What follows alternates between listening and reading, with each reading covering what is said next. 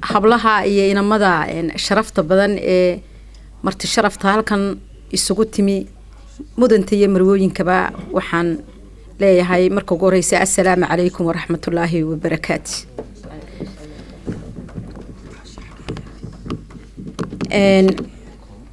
halkan marka ugu horeysa magacaygu aniga waxaa la yidhahdaa Kisi Shofeer RRU-na waa la yidhaahdaa.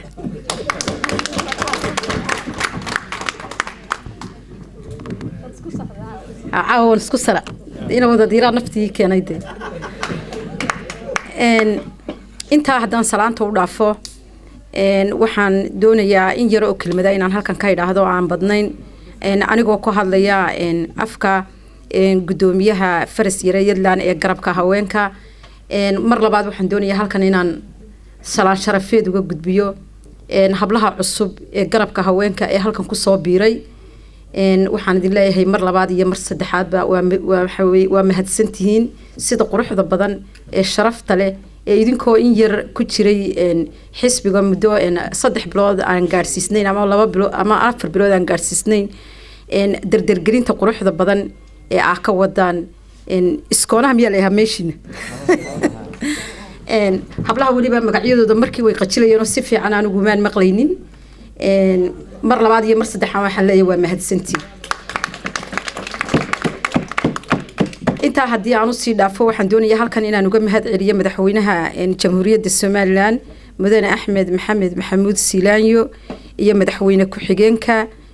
Mr. Saylici isagana mahad gaar ah ayaan u dirayaa. waxaan leeyahay Muuse Biixi Cabdi gudoomiyaha xisbiga kulmiye ahna musharaxa madaxweynaha waxaan leeyahay salaan sharafeed baan isagana u dirayaa. waxaan kaloo si gaar ah u salaamayaa ciidamada qaranka kuwa faranta jooga iyo kuwa gudaha jooga gaar ahaan waxaan si sharaf leh u salaamayaa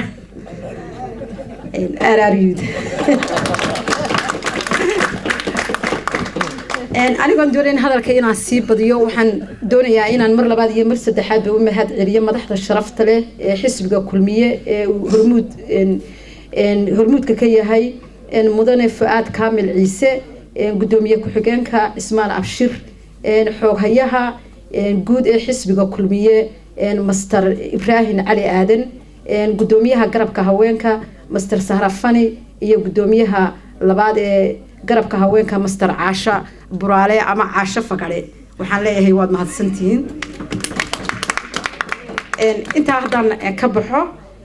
waxaan idin leeyahay aynu xisbiga kulmiye meel fiican ayuu marayaa haddana aanu ka warramo Faras Yare Yadlaan waana